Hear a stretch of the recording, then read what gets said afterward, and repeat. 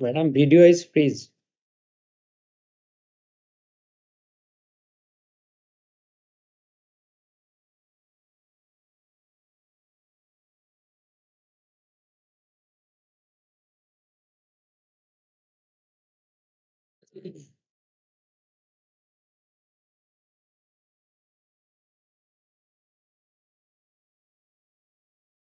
Okay, you can start now.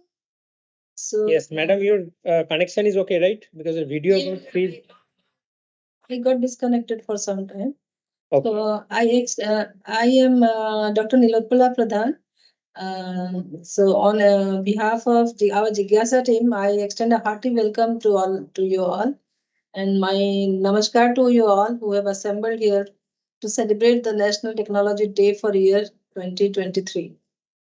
So National Technology Day is celebrated on 11th May in India to highlight the achievement of researchers and engineers in technology field in our country.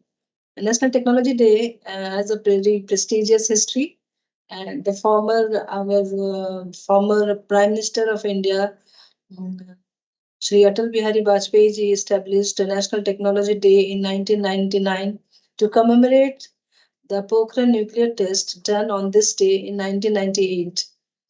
Eminent scientist and former President of India, our beloved Dr. APJ Abdul Kalam, led the operation of the Pokhran nuclear test. So we also remember him on this day. So National Technology Day is to celebrate the efforts of engineers, scientists, and technological advancement in our country. So if we look for its relevance, so today we all wake up with these technologies, and we live throughout the day with the technologies, and we are not even sleeping without it. So the intervention of technology has facilitated human life in many ways. It saves our time. It helps humans to work with efficiency and provide more sources for informed decision making. So we all know how much we are dependent on the internet, and for the young children, technology means the facilities that internet the most. So we can't deny it. So we cannot deny that technology is a catalyst in economic development across the globe. The world recently witnessed an overwhelming and lethal pandemic, but we know how the technology came up as a messiah to save the world and keep it going. The National Technology Day is celebrated with a different theme every year. Every year, so this year theme is very relevant. That is schools to startups, igniting young mind to innovate. So each and every word of this theme is very relevant today because India being most populous country with most of the young mind and young people in the world, we definitely have both opportunities and challenges to take care of these young minds. So furthermore, National Technology Day and its theme this year serves as a source of motivation for the younger generation to pursue career in science and technology STEM field, that is STEM we call it, and promote a culture of research and innovation within the nation. Apart from making India the nuclear prowess, National Technology Day also highlights the nation's progress in various fields like research, defense technology, agriculture, healthcare, and communication. So, as CSIR, we are very much part of National Technology Day because our bread and butter is research and technology development. So, we at CSIR-IMMT strive hard to develop technologies and processes in area of mineral processing and material development, keeping their sustainability in the mind. So this day is very special for us, and we would like it to share with all the young students who are tomorrow's researchers under this Jigyasa forum. So today we have two very eminent speakers with us. So our first speaker is Dr. Sumit Saha. He will be speaking on and showing you a lot of information on inorganic photocatalyst for removal of toxic dye from wastewater. And then our second speaker is Dr. Nirmal Goswami, who will be giving you an knowledge and his research work in area of nanomolecular technology for biomedical applications. So both these technologies and their development are very important to us and very relevant to us today. So you can see our both of speakers. So first, I would like to invite Sumit Saha, Dr. Sumit Saha, for his talk. So I would like to introduce you to Dr. Sumit Saha. Sumit Saha is currently working as a senior scientist in materials chemistry department at CSIR-IMMT Bhubaneswar. He obtained his BSc honors in chemistry from Jadavpur University, Kolkata in 2006 and his MSc in chemistry from IIT Roorkee in 2008. He received his PhD degree in chemistry from University of Miami, USA in 2013. And following this, his PhD, he worked as a postdoctoral researcher at Center of Sustainable Material Chemistry at Oregon State University, USA for 3 years. Moving back to India and joining IMMT, he served as an assistant professor in Department of Chemistry at Siliguri College in West Bengal for 2.5 years.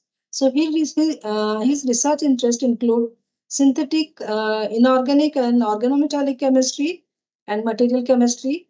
And his present research work is focused on development of oxometallate, composite materials, carbon capture and conversion, and hydrogen storage. So he will be when he will be speaking on his topic. Many you may think of, or many questions may arise in your mind. So either you can, there is no provision to ask verbally. So you can type your questions in the chat box, and we will take up your question and pose and present them before our speakers so that they can answer. So you are very much encouraged to type your questions or whatever curiosity you are getting in your mind, so that it will be very interactive and you can clear your doubt on the whatever our speakers and native speakers are speaking on. So Dr. Somit Saha, I welcome you and please you continue with your. Ma'am, can you see my slides, right? Yeah, I can see it. Okay. So good afternoon, everyone, and especially my dear younger students, those who are participating in this National Technology Day webinar. As ma'am already introduced, I am working as a senior scientist in Materials Chemistry department. I'd like to thank Dr. Nilotpala ma'am for introducing me and Dr. Devi Prasad Das for giving me this opportunity to present some of my work in this webinar. So I'll try to be a little more basic so that you all can understand. And if you have any question at the end, we can surely discuss. So today I'm going to talk about some of the inorganic photocatalysts that we are developing in our lab for the removal of toxic dyes from wastewater. So we all know about the dyes. Why? Because wherever we see, except our nature, whatever artificial color that we see, that comes from different kind of dyes. So if you go to a mall, you will see that out of all the stores, probably 90-95% stores are for like the clothes. And if you enter in any clothes store, you will see like around 95 to 98% clothes are all colored, right? So where these colors are coming from? So that if we think that we definitely like colors, and without color our life is basically black and white. So we definitely need colors in different products to make our life more joyful and attractive, and that is why we need to use different kind of dyes, right? But we most of the time probably forget to think about what is the like the after using these dyes from different industry, what how these dyes are being coming into the wastewater, and how it is slowly polluting our groundwater, and then the aquatic organisms, and slowly probably it is coming to our own body. Because all these dyes that has been used in the industry, they all have different kind of toxic chemicals, right? So this is not good for our environment. So we definitely need to see how we can have a remedial solution to treat those wastewater and degrade those toxic dyes, so that finally we can get the non-toxic clear water. So with that purpose, in our our lab, we have started synthesizing different kind of polyoxometallate inorganic cluster complexes, those who are having a capability of acting as a photocatalyst. So what does this photocatalyst mean? Is that catalyst, as you all know, that it is enhancing that reaction rate. So from the ground state to activation state, it actually in using the catalyst that actually reaction happens much faster. At the same time, these catalysts are also we can revive those catalysts at the end of the reactions. So some of the catalyst that has been used in electrochemistry, some of the catalysts having the metals that are capable of capture the photons from different source. It might be from UV light, it might be from your solar light, or it might be from your LED light at your room. So these metals, those who are present in those catalysts, they are able to capture the photons and they can act as a photocatalyst. So these photocatalysts, they are actually helping us to degrade those toxic dyes to some non-toxic products. So here, before starting the main research, I would like to give you some kind of introduction, because we all want to know like what is the history of the dyes and how these from natural dye, how we can shift it to the synthetic dye due to the demand of all these things. So I'm slowly go through this journey of dyes, and then we'll work on this kind of photocatalysts, how they are behaving, how they are degrading different dyes, that we'll discuss. So if you can see that most of the dye industries, because these dyes are being used not only in the textile industry, but also in the paper pulp industry, leather industry, or any other industry where different colors are needed. So after that application is done, after the dyeing thing is done, then sometimes around probably around 20% of that unused dyes that is coming to the water, and that actually forms that wastewater, right? So different kind of dyes coming from different industry are polluting this water, right? So this is why it is very much important for us to make sure that before coming to that groundwater, we need to degrade those dyes, so that at the end it is not going to pollute our aquatic organisms or our groundwater. So these toxic dyes are also called the organic pollutants, because you will slowly see that most of these dyes, they are organic compounds having carbons and other elements, and that is why they are also called the organic pollutants. So these toxic dyes, they are not only creating the pollution in the wastewater, but at the same time they are affecting the life cycle of the aquatic organisms. So what are dyes basically? So they are nothing but different kind of chemical substances that actually produce the colors to textiles, paper, leather, etc. That is why it is being used in different industries that I have mentioned. And as you can see that whatever colored clothes or different kind of colored material that we use, normally the color, they do not fade. They survive for a long time, right? So this is why we have to use those kind of chemical dyes, so that the coloring will not be readily altered by washing or with heat or light, right? So they are making some bonds with the textile or paper or leather, so that they can stay for longer time. And that is why I mentioned, like, most of these chemical dyes, they are organic compounds, that is, they contain carbon. So as we can see throughout our life, or if you just look around ourselves, that if you need to make something color or manufacture something, definitely at certain point you need these chemical dyes. And today around 9,000 colorants are there, with around 50,000 trade names. So you can easily assume that how many chemical dyes are there in the market. And different colors depends on the molecular structure of these dyes. So depending on the molecular structure of these organic molecules, organic compounds, you can get different color of the dye, and on the basis of that, different dye has different name. So we can slowly see some of the examples. So if we look back, like at around until 1850, so most of the during that time, most of the people, they used the natural dyes that is coming from your vegetables, plants, or trees. So they used to use those kind of natural dyes, and during that time, this kind of synthetic dyes or chemical dyes has not been developed. So until 1850, most of the dyes that was used in different purposes, that their sources was natural.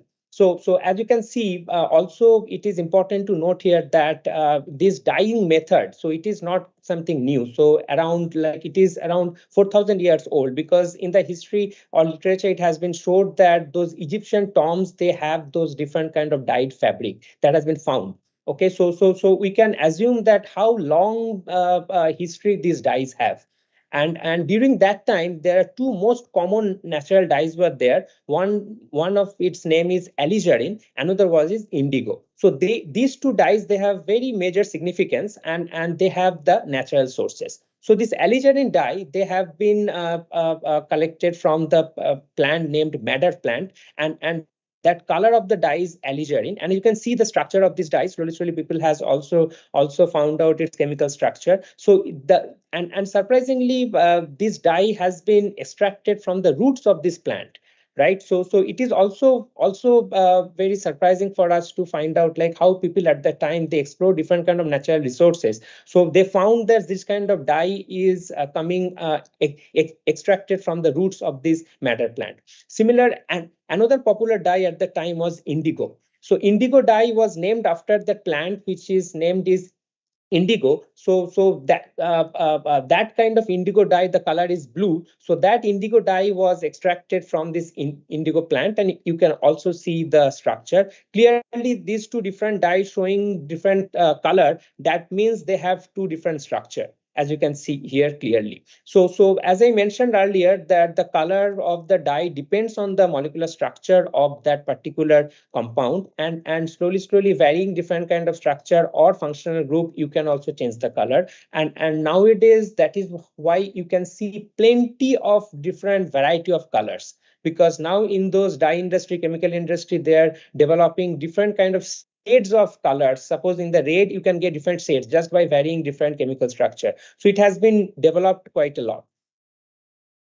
So after that natural dye, in at around in the year of 1856, the first commercially successful synthetic dye was discovered by British chemist William Parkin. And as you can see on your right hand side, so this is the color of the dye that has been. This is a textile has been colored with this. The name of this dye was mauve, MAUVE. So this mauve dye was first discovered by uh, William Parkin in 1856. So after introduction of this particular dye, it has been seen that the dominance of the natural dyes in the world slowly decreased, right? Because now once you have that synthetic dyes, and you can vary different colors and all these properties, so now people are slowly moving towards the synthetic dyes from the year of 1857. So by 1914, it has been seen that a huge development has happened in Germany in the dye industry, and where they have actually developed around 90% of the world's dyes. So Germany, they have developed this huge dye industry, and they exported around 90% of the requirement of the world's dyes. So these are some of the synthetic dyes during that time. Which one? The first one is mauve dye, which is also called the aniline purple. Another one is magenta dye. You can see the color. Another one is the malachite green, which is also called the aniline green. So these are the synthetic dyes that was very predominantly used during that time when the synthetic dyes was discovered. So another synthetic dyes that was discovered during that time or later on was called the azo dyes. So these azo dyes are also very important because around 50% of all dyes that has been used in the chemical industry or dye industries, they are azo dyes, because it is very versatile, and they are chemically very stable. But the thing is that, as I have shown you, that these dyes, especially these azo dyes, they create a lot of acute toxicity, right? Because they are imparting different colors. That is fine. They are very chemically stable. That is also good for the clothes or textile, but this might not be good for the environment, because once they are there in the water or in any organism's body, they will stay for longer time. So that creates actually this, especially these azodyes, they are once they are discharged in the industrial wastewater, they try to cause serious hazards to the living organisms, right? Due to their toxicity, due to their chemical stability, and so on. So, but they are, due to the stability and versatility, they have been used in textile industry, leather industry, even the cosmetics, paints, in a huge amount. So two most common azodyes are there, which you probably all heard about. One is your methyl orange, another one is methyl red. And these two dyes, they are also used in chemical laboratories as a pH indicators, right? You might have used or seen it. So for pH indicator, because they show different color in the acid range and in the basic solutions. So that is why it has been used as a pH indicator. But also we need to note that these dyes are really very dangerous, especially the methyl orange, methyl red. Not only they are environmentally hazardous, but at the same time they create a lot of hazard in our health, because they have these mutagenic properties. That means they are capable of permanently changing the genetic material in any organism, right? So that is why we can assume that if it is coming through the wastewater and mixing in the groundwater or in the aquatic environment, how dangerous it is going to be, right? So this is why there is a continuous need to develop a technology or develop a efficient catalyst that can degrade these dyes much faster, so that at the end we can get those non-toxic clear water. So this is the MSDS data sheet, which is called the material safety data sheet I have got from Sigma Aldrich, where you can see that the acute toxicity of the methyl orange, right? So you can see LD50 oral, that means like the lethal dose. LD is the lethal dose, 50, that means this is the really highly toxic, because they have tested in the rat. So you can imagine there will also some lethal effect in our human body.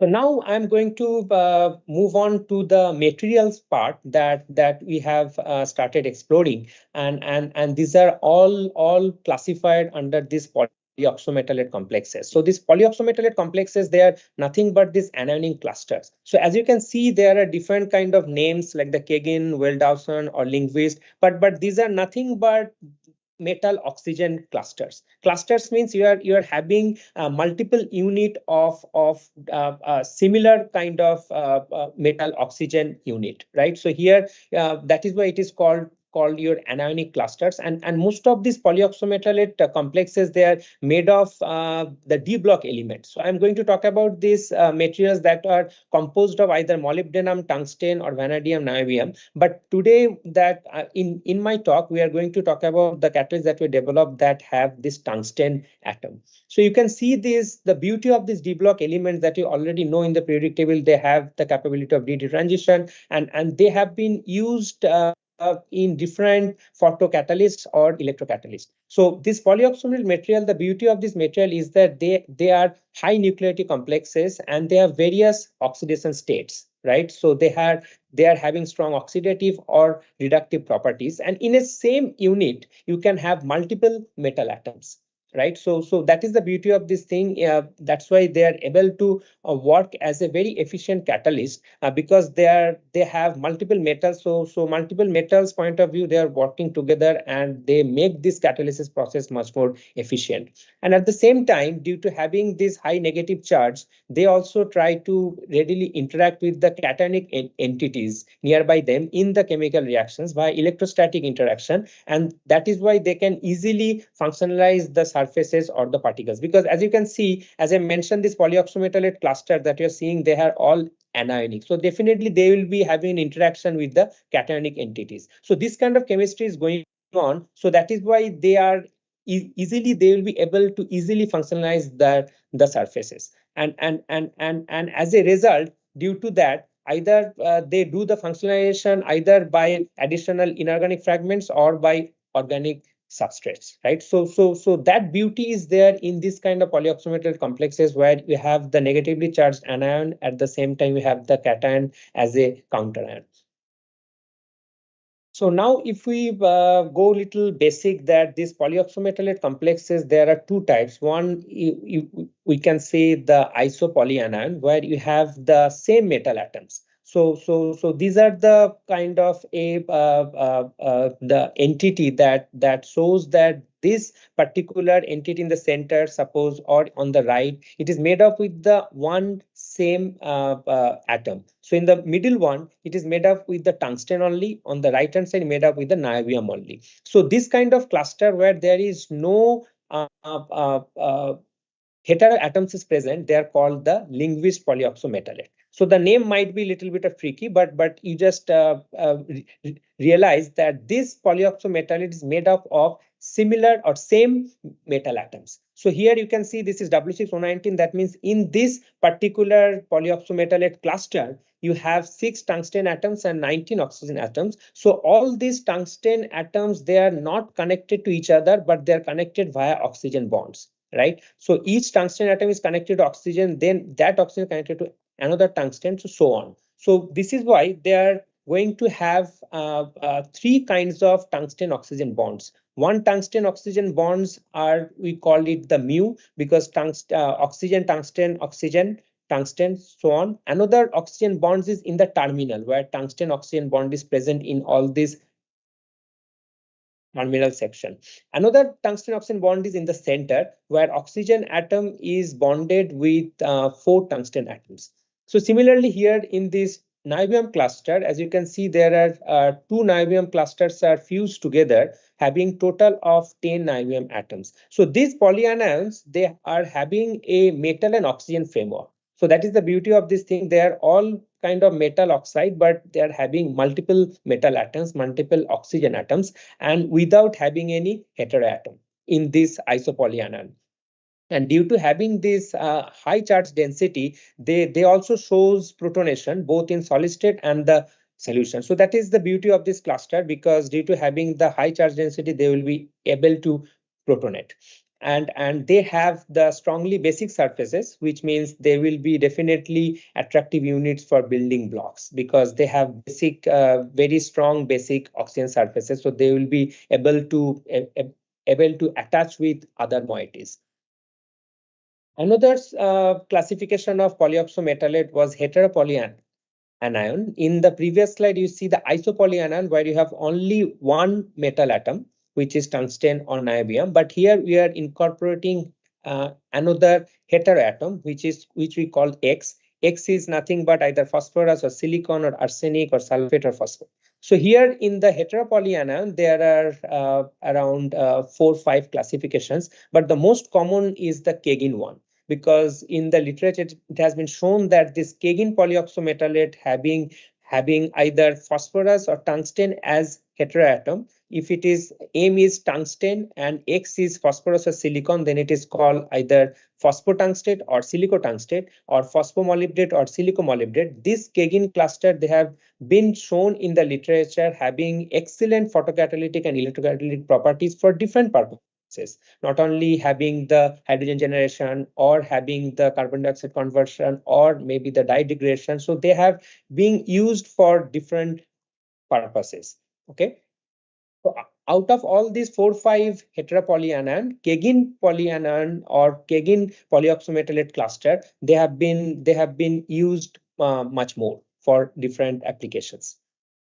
So in our lab, we have developed and published around 6 polyoxometallate clusters having only the tungsten atom. As you can see, now you can have a better idea, because these are all the crystal structure, and these are all linguist polyoxometallate, because in the center moiety, as you will see that all these 6 clusters, they're having W6O19, right? I think you have realized that. So all these center moiety, they have having this W6O19, where green atom is the tungsten and red atoms is the oxygen. Now it is much clear to you the different bondings that I was explaining, that we have 3 kinds of tungsten oxygen bond. So first one is the tungsten oxygen terminal bond. Second one is the tungsten oxygen tungsten, that mu oxygen, right? Because it is breached. Another tungsten oxygen bond is here, where oxygen is located at the center position and connected to the 6 tungsten atom, as you can see here. So it is now much clear from this crystal structure how this W6O19, this linguist polyoxymetalate, that looks like.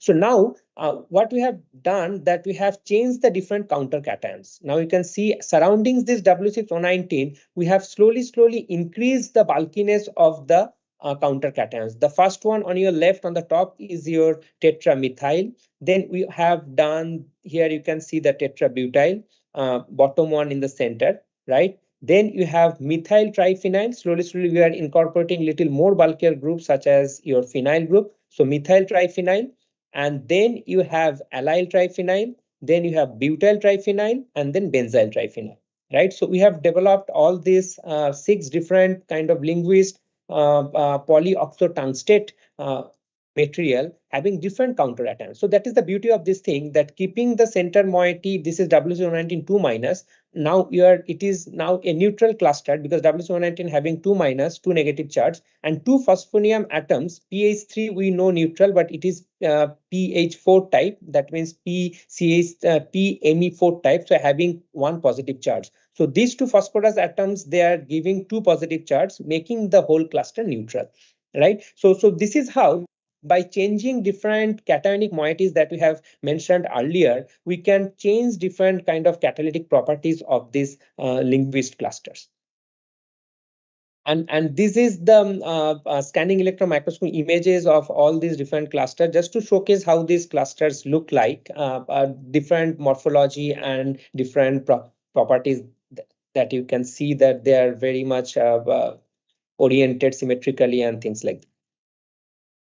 So out of all the 6 clusters, now we are able to isolate the center moiety, which is your W6O19, and when we have isolated that moiety from the reaction mixture, it is surviving as a Na2W6O19, because sodium is coming from its starting material, just to neutralize it, because W6O19 2 minus and 2 sodium will give you 2 positive charge. So now it is a neutral cluster. So this sodium hexatungstate, we will now say, now we have realized, or it has been acting as a very good photocatalyst for the azodimethyl orange degradation. So in my next few slides, I'm going to showcase how this photocatalyst is degrading the methyl orange under different conditions. So this is the FESM image, which is field emission scanning electron microscopy, where you can see the real structure, or the whether it is crystalline or not, or different shapes of this particular atoms or particular molecule. So this is just to give an idea that how this cluster looks like. So this is the real experiment that we have done. As you can see on your left hand side, we have in a small vial, we have taken methyl orange. The color of the methyl orange in water is red, and then we have added our catalyst into that solution, and then we have parts the UV light, 100-watt UV light, and we have seen that within 15 minutes our catalyst were able to degrade the methyl orange to give us a colorless clear water, right? So as you can see on the first vial, methyl orange is there without any catalyst, so that color remains same after purging the UV. But once we have added this photocatalyst, this polyoxymetalate sodium hexatungstate, after within 15 minutes, only 100-watt UV light, it has shown that we are able to degrade, or this catalyst was able to degrade this methyl orange from a orange color or red color solution to the colorless water. So now, to prove this thing scientifically, we have performed the UV visual spectra. You all know that UV visual spectra, you can have a wavelength from around 200 to around 600, having all the UV range and the visible range in the spectrum. So in this case, we have seen that black line that you can see, this is the UV visual spectra of the methyl orange, right? And after the degradation, after this is the final solution, after degradation, we can see that the complete peak at 464 nanometer is completely gone, and this peak is coming from the catalyst itself, because in the final solution you also have the catalyst, right? Because catalyst, they don't degrade, so That is why in the final solution, you have degraded methyl orange as well as the catalyst present. So you can see that the signature peak of methyl orange at 464 nanometer been completely degraded, and that has happened within 15 minutes. So now what we have done, we have now tried to see different parameters. So as you can see in our system, what we have methyl orange. So they have different concentration. We can play around. Then we have catalyst. We can play around with different concentration of the catalyst. And then we have the time, how the catalyst is degrading with increasing time. And then another important thing is the pH of the solution, because most of these polyoxometallate clusters, they are very much stable or active in the lower pH range. So here what we have done the methyl orange concentration dependent study, keeping the catalyst concentration fixed, and within 5 minutes we have seen what happened. So as you can see on the top row, that we have increased the concentration of the methyl orange. So what we normally expect, so if we keep the catalyst concentration fixed and increase the methyl orange concentration, then definitely wherever you have the minimum concentration of methyl orange, that will be degraded much faster, right? Because if you increase the methyl orange concentration, then also you need more catalyst. But here we are keeping all the parameters same, only the methyl orange concentration we are changing, right? So here definitely from our assumptions and from everybody's assumptions, I think it is completely proved that wherever you have the lowest concentration of the methyl orange, that will give you the maximum degradation. And scientifically, that we have proved from this UV visible spectra and also the degradation efficiency. So you can see when the methyl orange concentration is 20 micromolar, then you have the maximum degradation around 90%. And also from the UV visible, definitely that red line is your 20 micromolar concentration, which is having the maximum degradation, and 100 micromolar having the maximum concentration has not been degraded, because you need definitely more catalyst.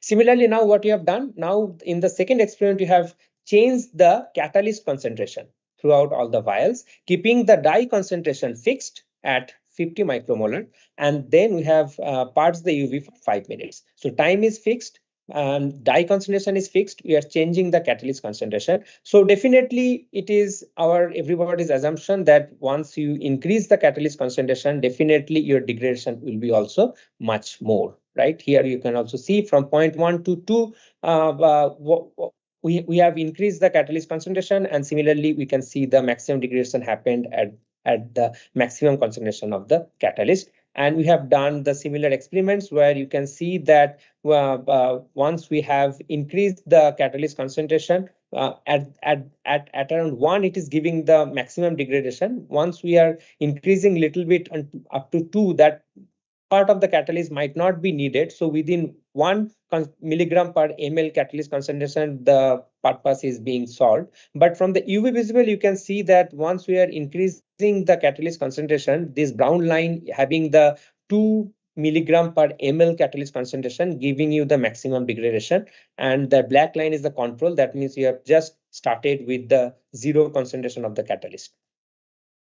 Another dependent study that we have done with the time dependent, because as you can see that if we increase the time, we are definitely going to have the more degradation. So our dye concentration is fixed at 50 micromolar, catalyst concentration is fixed at 1 milligram per ml. And now we are increasing the time, and within 8 minutes, we can see that the complete degradation was happened, right? So to degrade 50 micromolar of dye concentration with 1 milligram of our 1 milligram per ml of our catalyst, within 8 minutes, it is degrading with the help of 100-watt UV light. So similarly, we have proved this data with our UV visible, and we found, as you can see, with the 8-minute time, we are getting the around 100% degradation efficiency, right? And here with this kind of what you call that blue kind of line is here, where you can see within 8 minutes, the complete degradation was happening. The last dependent study was pH dependent study, because here we can, as I have told you, that this catalyst is stable at lower pH. So we have varied the pH from pH 1 to pH 11, and keeping the dye concentration and the catalyst concentration fixed. And we have found that at pH 1 or at the lower pH, the degradation is much higher. right? So you can see also from this efficiency that when you have around 1 pH, you are having around 95% degradation. While you are increasing the pH, the degradation efficiency also decreasing. And from this graph, the red color line, you can see having pH 1 has it is from UV visual spectra, is showing that the methyl orange peak has completely gone. So from these studies, we are able to find out or establish different concentration dependent study and how this catalyst is behaving, how it is degrading this methyl orange, all these things we have showcased under different concentration. So with that, I would like to thank our director, Dr. Ramanuj Narayan, Dr. Dev Prasad Das, who is the coordinator of Jigyasa program at CSIR-IMMT, Dr. L.D. Besra, who is chief scientist and head of our department, and my student Gajira Murmu, who has done all this work, and the analytical CSR facility that we have in our CSIR-IMMT. Thank you everyone for your time.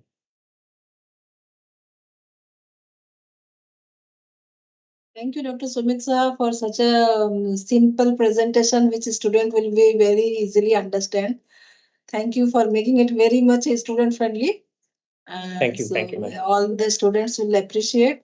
So, Dr. Devi, if there is any question on YouTube, you can please ask. Yeah, one question is Puspendu Narayan Barik. He asks, are there only two natural dyes? During that time, nowadays people has probably found all other sources, but the era that I was talking about, that was around 1850s, right? So during that time they have found these two natural dyes that has been actually having major significance.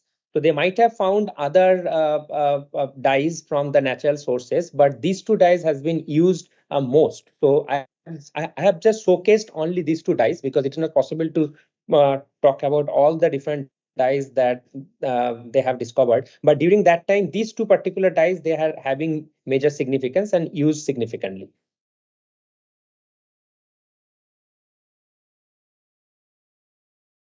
Yeah, as I see, this is the only question. If you get more questions, we'll come back to you. Okay, thank you. I will then unshare the screen. Yeah, student can, as Dr. Sumit Saha is at IMMT, any student interested to interact with him, they can any time come and interact with him.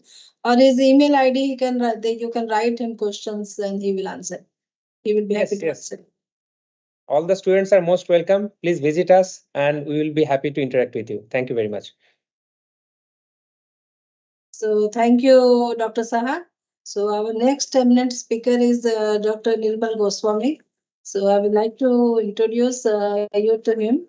So Dr. Nirmal Goswami is a scientist at Material Chemistry Department of CSIR-IMMT. So he received his MSc in chemistry in 2009 from University of Bardhaman and his PhD in 2014 in chemistry from Mason Bose National Center for Basic Science, Kolkata.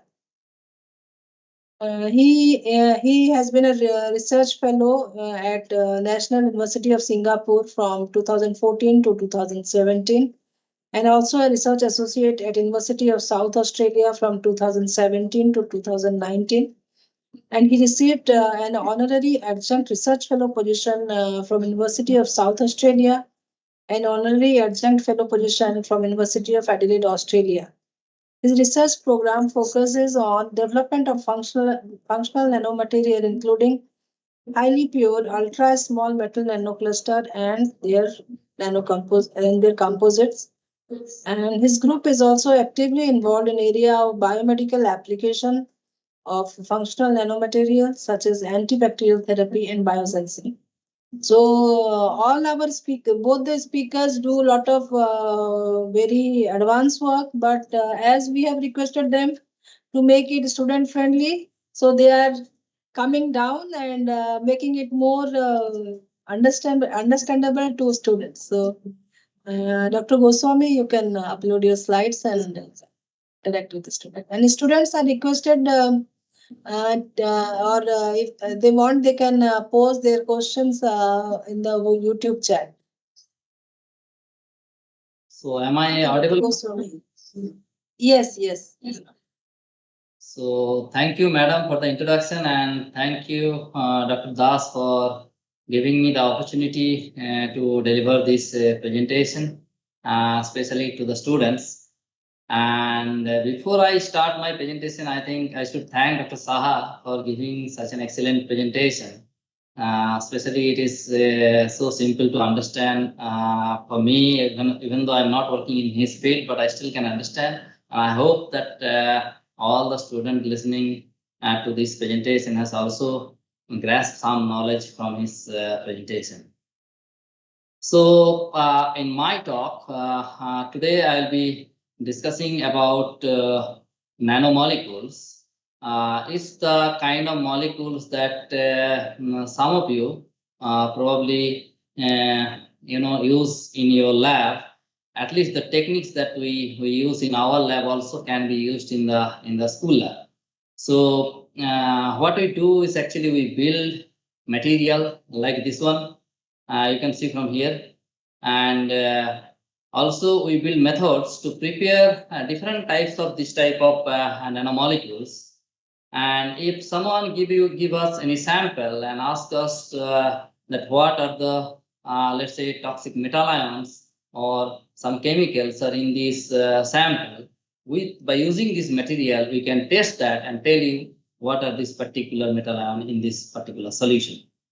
So we ask question and we give answer by using all these the material that we develop in our lab, which we call it nanomolecules. So let me give you some kind of introduction about the nanomolecule. So since most of the audience are students here, so I would like to like you to imagine the ruler that you use in your geometry box, like and just imagine that your ruler is presented here.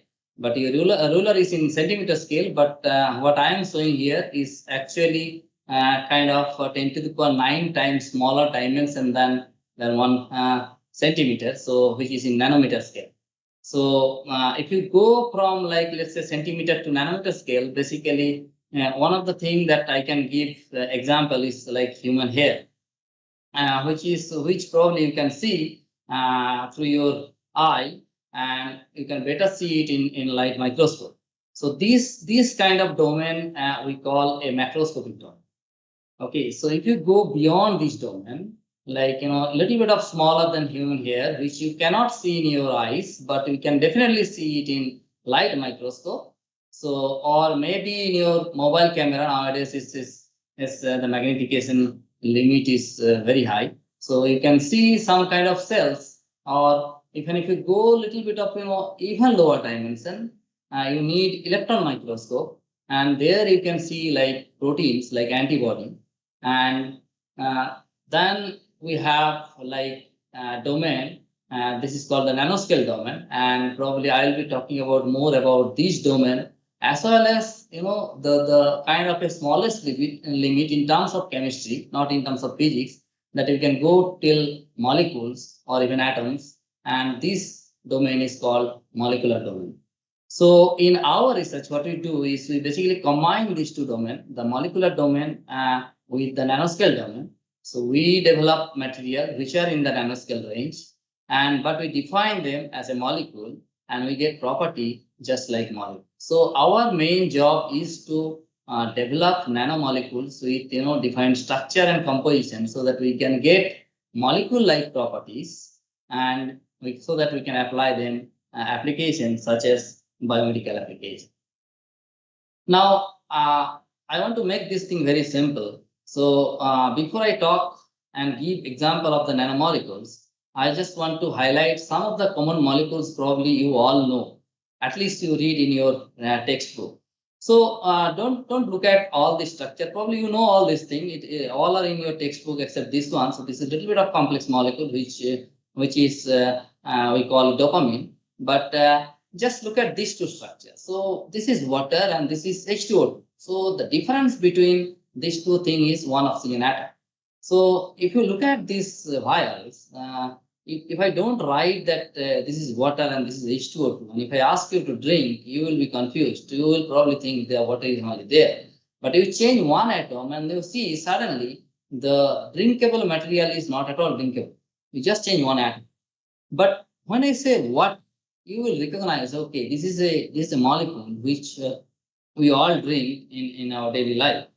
But and if we write H2O2, you can still see this is like a chemical which we use in our daily life, but not for, of course, as a drinkable material, but for use it for some other purpose. For example, if you want to wax your ears, so you can use H2O2. And there are many drugs which has been discovered by using H2O2 as one of the key material to develop those kind of drugs. Similarly, this is hydrofluoric acid and this is hydrochloric acid. So you change chlorine to chlorine, and so all of a sudden the property will change. What I mean here is that in organic chemistry or in chemistry, we define molecule by their nomenclature. So IUPAC nomenclature. So for example, every molecule has particular structure, which is like, let's say, water H2O. It's a simplified term. So similarly, hydrogen peroxide has H2O2. So the moment I say H2O, you will recognize water. The moment I say is CH3COOH, you will immediately recognize, if you have a chemistry background or if you read chemistry in your school, then you will recognize, oh, this is an acetic acid. So you can actually recognize, but when I change one single atom from here, the property will immediately change, and that is what you read in your textbook, right? So, but can we get this sort of things in nanomaterials? Because nanomaterial dimension is above the molecular dimension.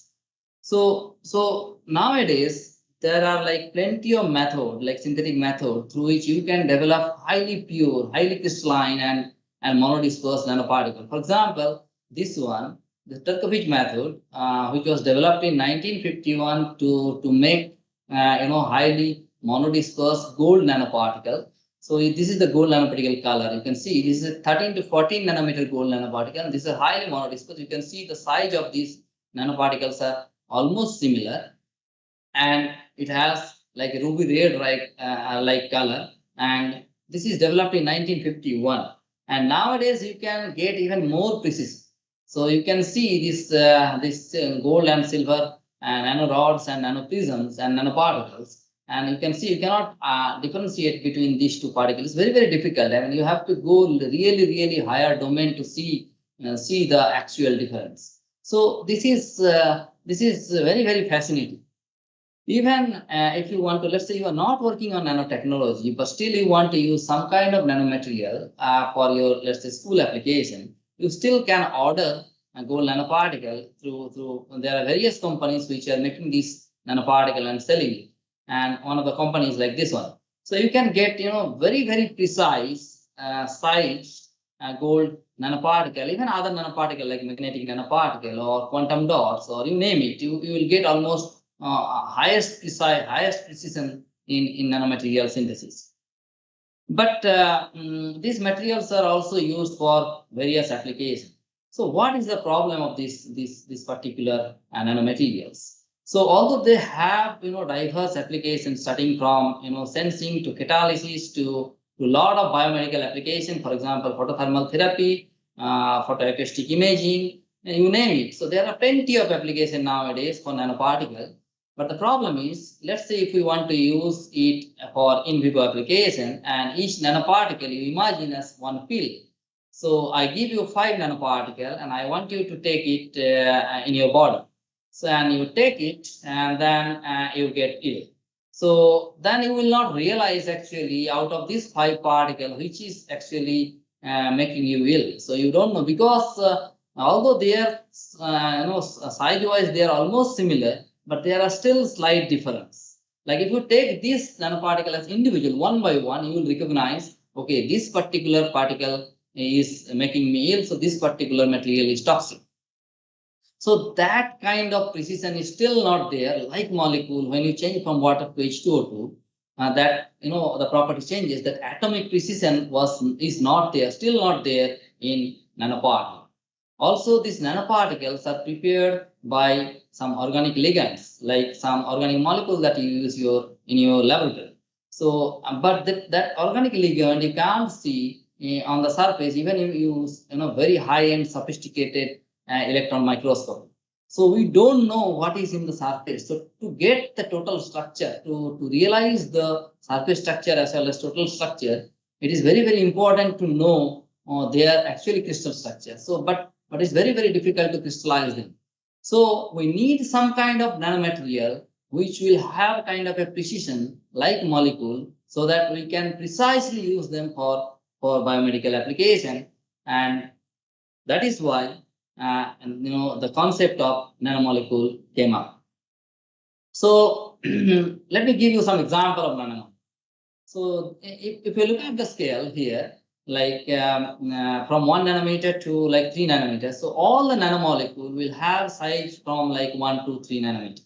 So now these nanomolecules, these are all and the nanomolecules which has been crystallized these days, and you can get their actual structure. Just like, let's say, benzene or water, you know the structure HOH, right? So water. So similarly, you can precisely see the location of every atom in this nanoparticle, and that's why we call this nanomolecule.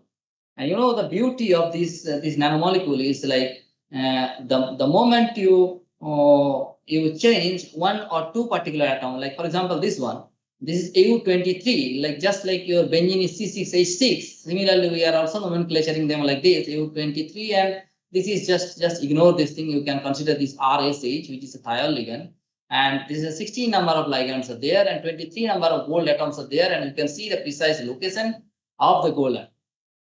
And the moment you change two atoms, you see the color. The AU23 is green in color, and you change the atom, number of atoms from 23 to 25, you see the color become brown. And accordingly, the optical property changes drastically. You can see the peak is here around 580 nanometer, and that gradually converted to like these three types of peaks, and these peaks are in the NIR range.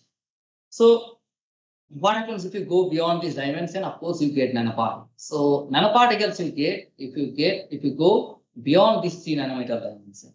So if you go below this 1 nanometer dimension, what you will get is the molecules and atoms, and these molecules also will give you precise color, just like our nanomolecules. So these are nanoparticles, but they feature molecule-like properties, and that's why we call them nanomolecules. So I hope that the concept of nanomolecule is clear to you, and it's very, very similar to nanoparticle as well as property-wise very, very similar to molecules, and that's why we call them nanomolecule. Now the question is that how do we make it, and what is their structure? So here is an example where you can see a closer look of their structure. So just like you write, the organic molecule structure, here also you can write their structure if you know their crystallographic data. So this is a little bit of high-end equipment, but to simplify it, I have made a 2D projection, kind of a 2D projection, where you can see that all this cluster will have this sort of structure, and you can simplify it like this. So there will be a core. So there will be a kind of egg-like structure. So the core will contain metallic atom, so which will all be reduced state, and the cell will contain molecule-like structure. So basically, the general structure is like a core cell structure. So I want you to remember it, because I will be describing this structure quite often when we talk about the research that we are doing in our lab. Now, as I told you, I want to make this thing very simple, that how to get this cluster in the lab. To understand that, I hope you will understand how the organic reaction happens. So like the Fiddlecraft alkylation, this is one kind of organic reaction that you read in your textbook, and you can see that benzene will become toluene if you use some kind of Lewis acid. So this C6H6 will become C6H6 and PHCH3, which is the toluene, right? So you can basically define the number of atoms here and there, like reactant to product, if you go through a particular reaction. So I have given some kind of known organic reaction, and similar thing we do in our lab. And instead, like here, the molecules are very simple. Instead of this simple molecule, we use little bit of complicated organic molecule, which we call it thiol ligands, and we use metal ion, for example, gold, silver, copper, all the noble metals and coinage metals, and we combine them, and then we play with the solvent pH, temperature, all the things that you do in organic reaction. We play with it, and we can actually make a very, very precise molecule we call nanomolecule. And the general structure is like this. So this is for gold, AUN and SR-M. So which means the N number of gold atom, and SR is the general form of thiol ligand, which means the M number of thiol ligand. So based on the N and M, you can actually identify this is this molecule, and this is like this sort of nanomolecule, and that is other sort of nanomolecule. And just like organic reaction, for example, this ketone reaction, where you can, one step, you can convert toluene into benzaldehyde. Similarly, you take one cluster, you can convert it to other cluster by using a simply different thiol ligand. So in this cluster, structure and composition, everything will be changed by just one step. This is also can be done. So to generalize it, like in the nanochemistry is a little bit of different than organic chemistry, because this involves a lot of complex material, and we have simplified the steps. Like once you get this polymeric complex by mixing these two things, you have to reduce it to get metal-like properties, and you need to use some kind of balance between oxidation and reduction in the way to get a highly monodisperse material. So over the years, we have published series of these sort of nanomolecules in the lab, and you can feel free to go through these references where you can get information about their crystal structure as well as properties. Now, why we build this sort of material? Why we fabricate different types of nanomolecules? So one of the most important feature that nanomolecule has is their photoluminescence properties, which is the emission properties. So previously I showed you the absorbance feature, which the color that you normally see it in ambient light. So for example, AU23, if you remember, I showed you which was green in color, and when you change to AU25, it become brown. So the color changes. This is color we call optical color. That optical color change because of the number of atoms.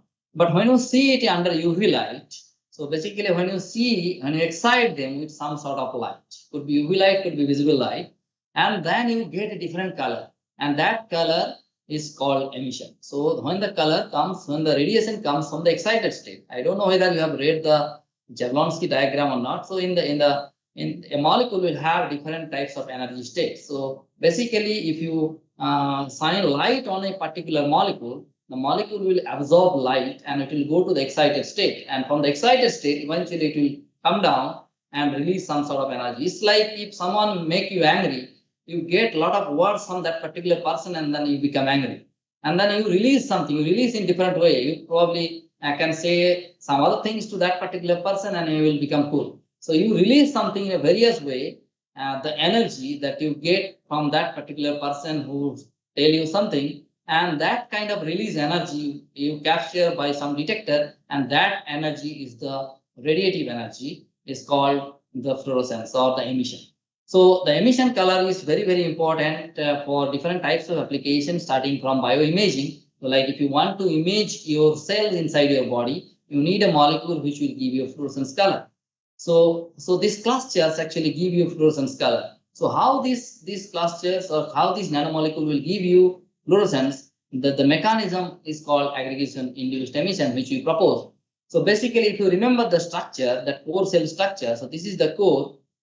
So the core you can imagine as like a glass marble, small one, and the cell you can consider like a string. So you make the string bigger, you wrap on the surface of this glass marble, and you get emission. So the longer the string and the more compact the strings are on the surface of this glass marble, the more emitting the material will be. So here you can imagine that if you have a longer type of this sort of complex, which is the string, and if you have a very small tiny core and you make a compact cell, then what you will get? A highly luminescent material. So in the lab, what we do, we play with this thing, and we try to make them as compact as possible so that we get different colors and with different intensity. And you can see by just tuning the methodology, you can get blue, you can get like yellowish green, orange, and even red. So you can get color of different material by just simply tuning the methods. Now, not only that, as I told you, the cluster dimension is within 1 to 3 nanometer, but we don't want to limit ourselves within this, this 1 to 3 dimension. So what we are also doing is we make cluster become highly luminescent or highly emitting in different color, and then we still aggregate them, combine and make versatile material in various dimensions. Like in terms of 2D, we make a kind of film. In terms of sphere, we make assembly kind of just like nanocell or nanosphere, or even like hedgehog particle, like spiky material, which all will show you different types of color if you combine them. So from aggregation induced emission, then we assemble them, we still can improve the emission properties and tune their emission properties, and then we play with that. And all these material we use it for biomedical application. So now what sort of biomedical application we are doing in our lab? So I am going to give you some specific example so that you can get some idea that how these nanomolecules are being used in real application. So the first example that I'm going to talk about is wound healing. So the wound healing, I mean, like all of you are having scratch, especially for the kids. You will see some sort of scratch if someone fell down, right? And if there is a cut mark, so you will see the blood coming out from that particular position. So now, there are a lot of biomolecular process happens when there is a cut or there is a damage. So that what we need to do is to control the blood coming out from the body. So if it is a smaller cut or if it is a smaller wound, so our body will take care by itself. But if it is a bigger cut, for example, in blast in the battlefield, if someone hands a gun, then it is kind of impossible to control the blood flow from the body by the body itself, right? So in that case, you need a particular material. So you need a particular material which will control the blood coming out from the body, as well as once there is a wound, there will be infection, and that's why we take a lot of antibiotics. So the material has to tackle the challenges from the bacteria which will grow in your wound surface. So you need a material, and if you do that, if your material can do that, the basically wounds will heal in a very fast way. So our nanomolecules that we develop in the lab has certain properties, like it can absorb some sort of protein from the blood, which will actually trigger the blood coagulation cascade. Actually, blood has two mechanisms. One is the intrinsic and is the extrinsic mechanism.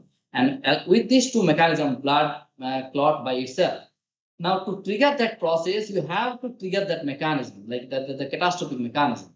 So, and our molecules can do that. So when you combine our nanomolecules with some sort of polymer, which you find it in the crab cell, we call chitosan or chitosan, and then you combine and make some sort of nano aggregate or nano gel, and then you can see. So these are like the scratch, and with time, how the scratch is becoming compact. So you can see when we have this composite and the scratch, like the wound become healed very fast compared to like control, where if you don't apply anything, or even when we have our material or the polymer itself. So the combination of these two things can give you surprising results. It can actually improve the healing efficiency of our body. So, and these materials are not biocompatible. I'm not going into the details. So basically the message that I want to convey here, that nanomolecule has the property to catalyze the blood coagulation cascade so that the healing will become very, very fast. And of course, as I told you that of course we have to have like antimicrobial properties to tackle the challenge from the bacteria, and that is why we also develop nanomolecules which has extremely good antimicrobial efficiency. So what we do, we basically play with their structures, and structures means the composition as well as size and as well as the surface structure. And with a particular size and a particular surface structure, you can see this is the three different nanomolecules, and this is the like disk diffusion assay. This is kind of an antimicrobial test. So this is very easy to understand. Like you have a bacterial source and you give them food in a plate, and you just keep a couple of bacteria on the plate, and you grow them overnight, and you place your material on that particular disk, and you see in the next day whether your material has prevented the bacterial growth or not. And that prevention you can see by this clear zone, which we call is the diffusion zone. So if the diffusion zone is bigger, that means your material has good antimicrobial property. So by keeping the condition all similar, you can see if we compare the antimicrobial efficiency of these three materials, you can see the number 2 has better antimicrobial efficiency against 4 different drug-resistant bacteria. Now, drug-resistant bacteria mean that these bacteria, the strain that we used is actually resistant to commonly used antibiotics. And so, but this does not mean that the bacteria are dead. So here means this zone means that bacteria has not grown in that particular zone. So you collect the bacteria and test by confocal microscopy. So this is a kind of high resolution light microscopy where you can see whether the bacteria is dead or the bacteria is live. So red means the bacteria is dead. The green means the bacteria is live. So you mark them, you can see more number of red means more number of killing. So if you combine these three, so if you compare these three, you can see the more number of red dot you can see for the AGNP2, which is the nanomolecule which has almost 3 nanometer of size and very high percentage of silver ion. So with this study, we actually plan to design an ideal silver material, silver nanomolecule, which will have kind of optimal antimicrobial efficiency, which will kill almost all kind of bacteria, harmful bacteria in our body without generating any toxicity to the mammalian cells. So this is kind of the ideal structure. So basically this material will have a very small core, as I mentioned, and bigger cell with cationic surface. Why we need cationic surface is because the cells or the bacterial surface are negatively charged. So if we have a cationic nanomolecule and if we apply them over anionic cell containing bacteria, what will happen? There will be electrostatic interaction. So the interaction between these two entity will become higher. And if there is a better interaction, the probability of killing that bacteria or microbe will be higher. So that is why we wanted to design a polycationic kind of a nanomolecule, and which we designed, and what we found out, it can kill effectively almost all kind of microbes, harmful microbes present in our body, be it aerobic, be it anaerobic. Like anaerobic means where in some places in our body, like hypoxia, if there is an hypoxia, there is no oxygen. Basically, the antibiotic cannot go inside the hypoxia. Or if there's a biofilm, for example, our teeth, you will see the biofilm in the morning, you will see some kind of layer form because of the bacteria. And sometimes we get smell from our mouth, and that is because of the toxin generated by the bacteria and form biofilm. So that sort of biofilms means a thick layer of bacteria can also be ruptured or can also be killed by this ideal kind of nanomolecule, polycationic nanomolecule, but this monomolecule is not at all toxic.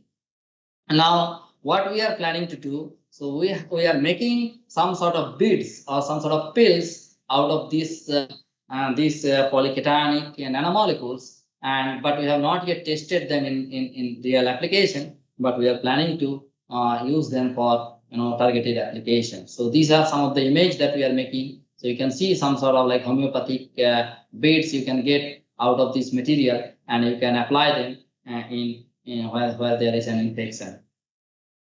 Now, not only silver, we are also working with gold. Like gold is normally inert. So if you know the periodic table, so basically you will see that gold is probably the most inert material. But still, when you bring them in the confined dimension, like less than 2 nanometer, and you play with the structure, you can still make them antimicrobial. For example, here we have made 4 different sorts of nanomolecules, gold nanomolecules. So don't get confused with the structure. So basically, this brownish part is a spore, and the other part is the string. So if it has like a longer string and a little bit of smaller core, if there is a balance, you can see this NP5, which is this one, green one, has the highest zone of inhibition. So it can actually inhibit the bacterial growth most, but when you have better core like nanoparticle, gold nanoparticle, so they can't show any kind of antimicrobial activity. As you can see from here, there is no zone of diffusion, and this is the antibiotic we take in our daily life. So if you go to doctor, if you have fever or cough,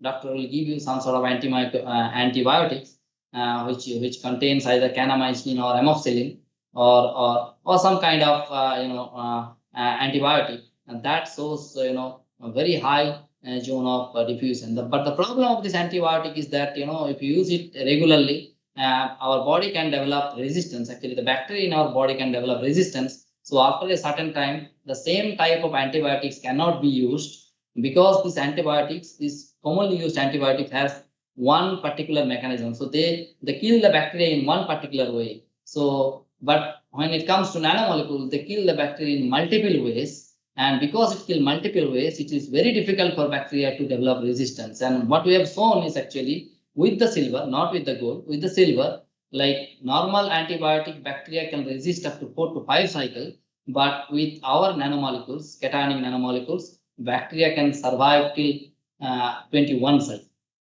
So till 21 cycle, bacteria cannot develop resistance. So which means it has very high efficacy against drug resistant bacteria. Now, the last example that I want to give is the cancer radiotherapy. So for cancer patient, two of the most commonly used technique is chemotherapy as well as radiotherapy. So in radiotherapy, what happens once doctor sees that, okay, the image of the tumor inside a body by CT scan or MRI scan, so they will precisely radiate by using X-rays to that particular tumor zone. And this X-ray radiation has some dose.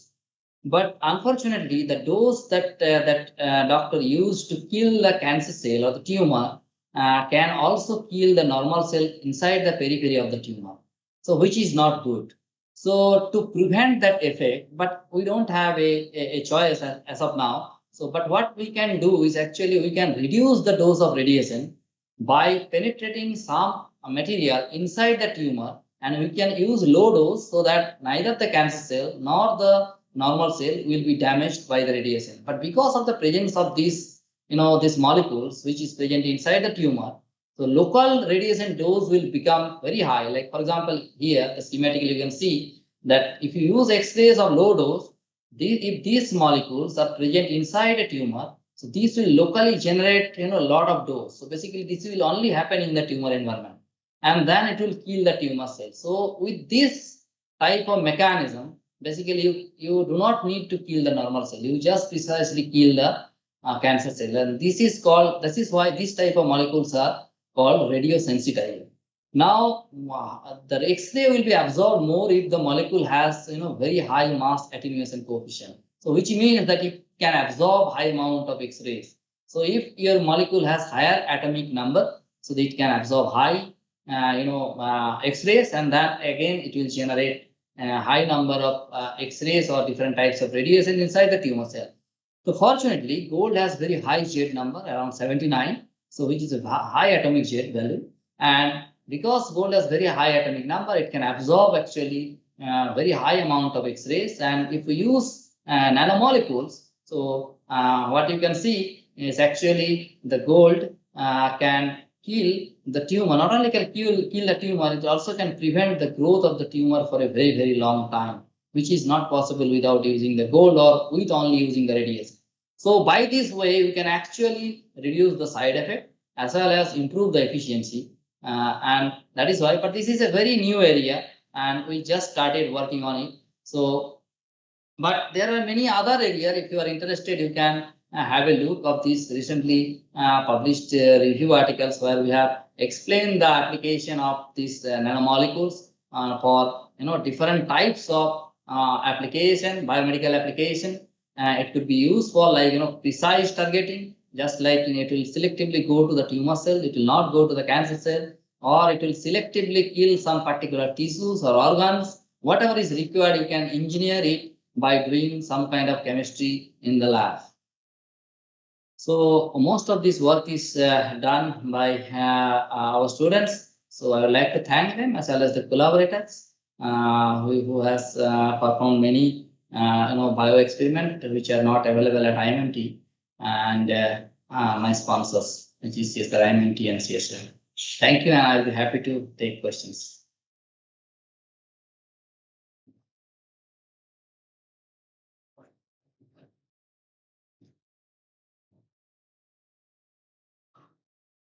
Thank you, Dr. Dilbar, for your excellent presentation and making all the students aware of the recent development in your area of research. And particles and nanoclusters, all the students must be hearing in the news and if they are not studying yet. So this is a future study for you. So thank you very much. And Dr. Das, if you have some questions in chat box, you can ask. Yeah, some questions are there. Sir, how can we do simple experiment with your nanomolecules? One question. Okay. Now this is too general question, but anyway, student can ask this sort of question. So basically, you can do plenty of things with this sort of nanomolecules. So, for example, you have tap water in your laboratory or in your school. If you want to test how much mercury is there in your water, you can take this nanomolecule and see whether the color of this nanomolecule changes with your water. Like, for example, you take a brown color, A25 nanomolecule, and you add water. If you see the color is gone, or it will normally show red color in the fluorescence, with the fluorescent points, so that means mercury is there. So it is very, very specific to mercury. So this sort of experiment you can do, but still it will be little bit of complex for the student, because difficult to get the fluorescence spectroscopy. But you can see, like, the UV light is now 200 rupees, I think 200, 300 rupees. You can get it in Amazon, and you can place it in the nanocluster, and you can see how the color changes. So it's very easy to do. Yes, even nanoparticle you can synthesize. If you have silver nitrate in your lab and with a lemon juice and citric acid, you can synthesize silver nanoparticle in your lab and see through laser light, the colloidal scattering. So there is a difference between nanoparticle and nanocluster or nanomolecule. So nanoparticles will show you scattering. So if you put a laser on a nanoparticle solution, so because they are colloidal, so you will see the Tyndall effect. Basically, you can see the laser. But if it is a nanocluster, you can't see anything because it's a soluble material. So you will see if the nanocluster or the nanomolecule is fluorescence. Then only you can see the color. Otherwise, you won't see anything. It's like water. So water will not show you any kind of the scattering, because it's a soluble material. Maybe nanocluster they cannot see, but nanoparticles they can see. Nanoparticle is very easy. Like, if you want to make silver or gold, whatever leaf or even grass, you take it to make extract, you heat them, you get the extract, and add some silver nitrate or gold nitrate, and again heat it, you will get gold and silver nanoparticles. So easy these days. And also, that is also responsive, like, so gold nanoparticle is also can be very, very specific to, like, mercury or arsenic or lead, depending on the organic ligand that you use on the nanoparticle surface. You can also detect this sort of metal ions, even bacteria, from the water by using nanoparticle.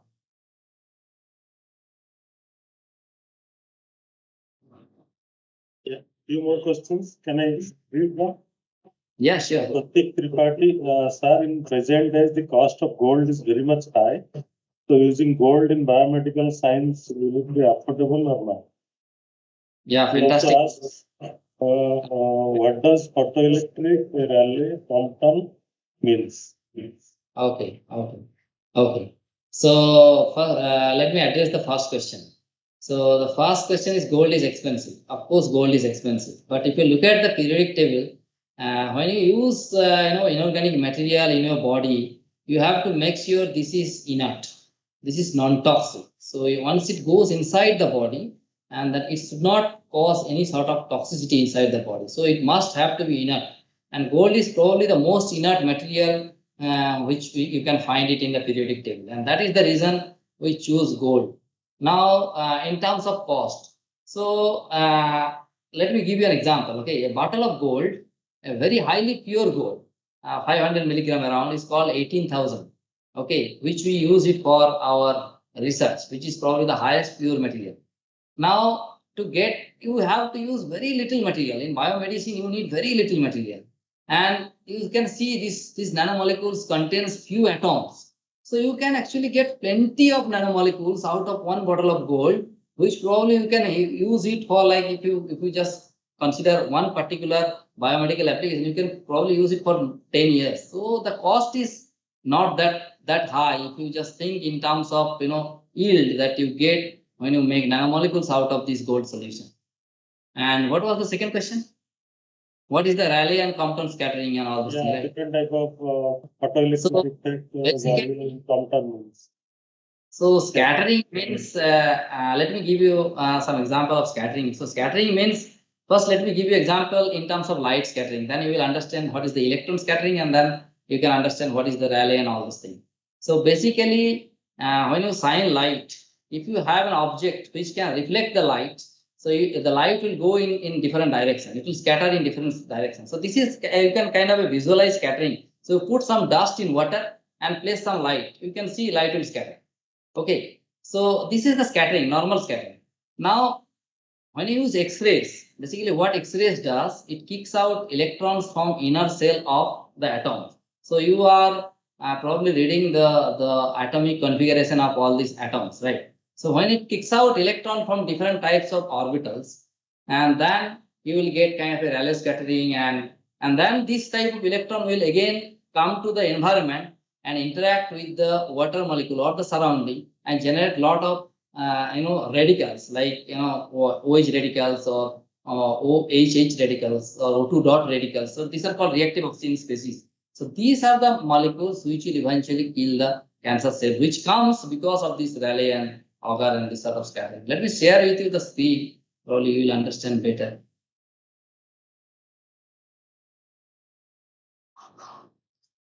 So can you see? Yes, yes. So here you can see basically you place X-rays on the molecule itself, and from the inner shell of the electron. So basically the electron will come out, and then it will interact either with the water and all this thing, and or directly kill the bacteria, and by which it can kill the cancer cell.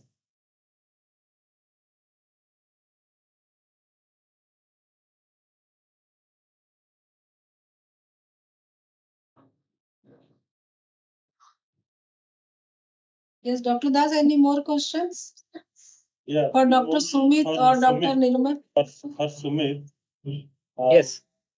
Pratik again asked, sir, these dyes will cause the pollution of water.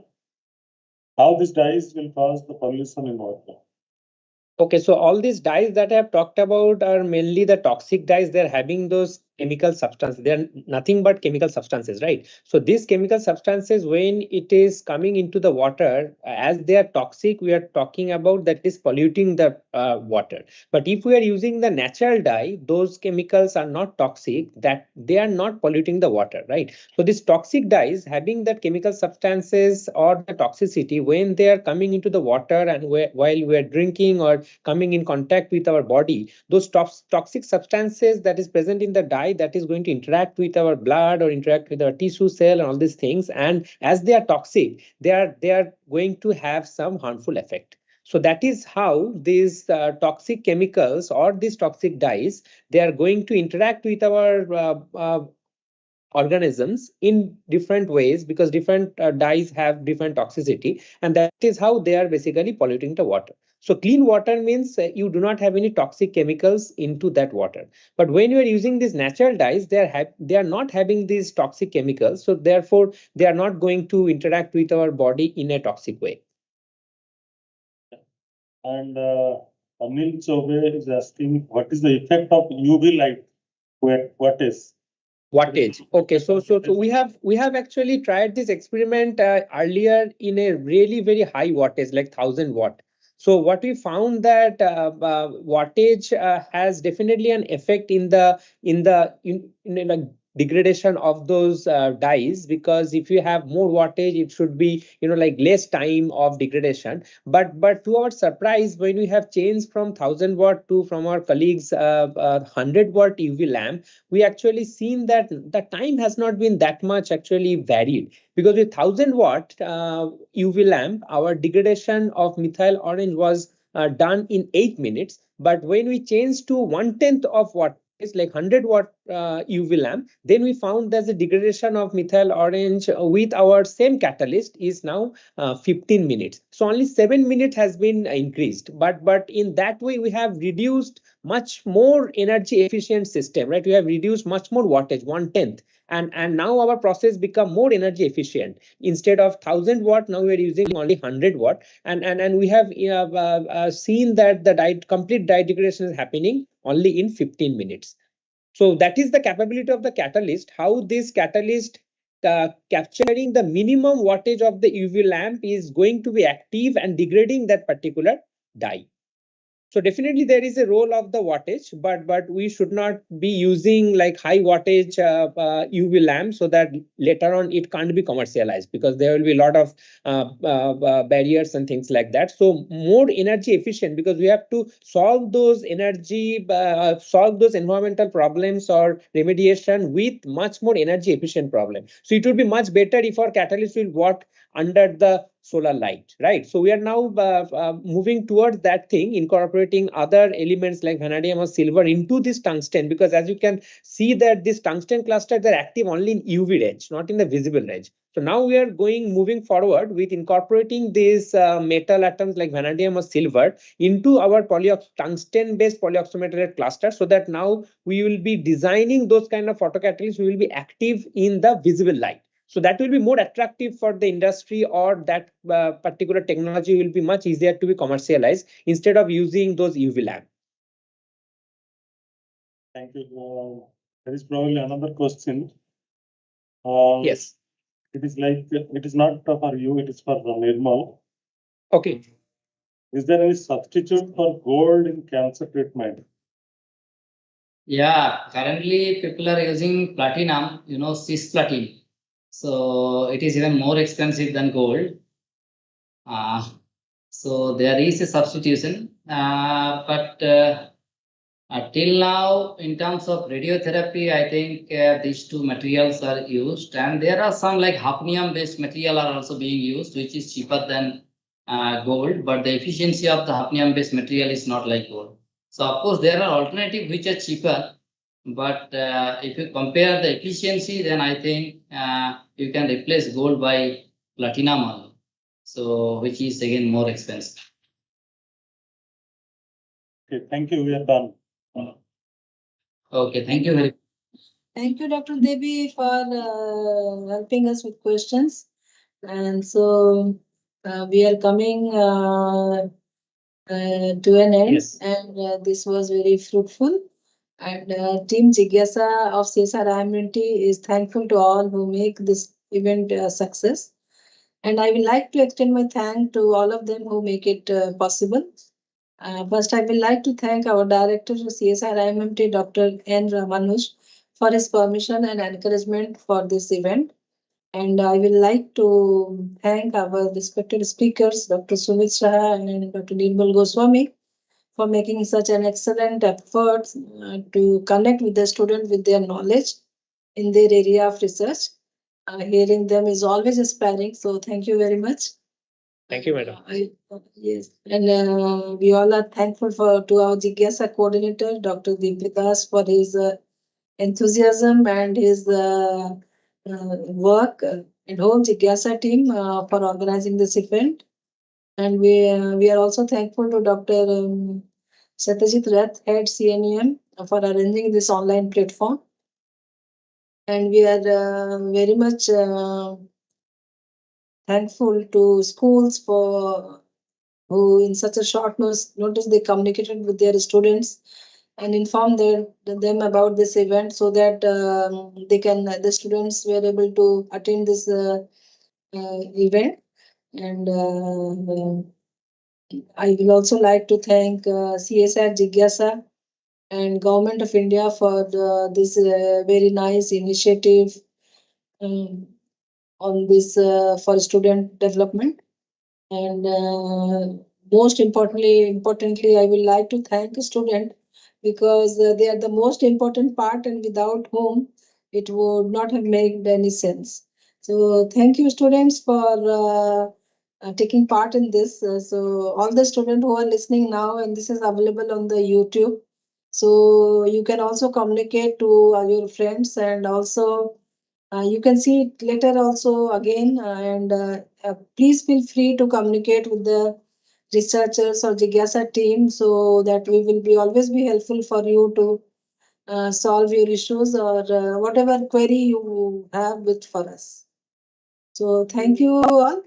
Thank you very much for making this event successful. Thank you, everyone.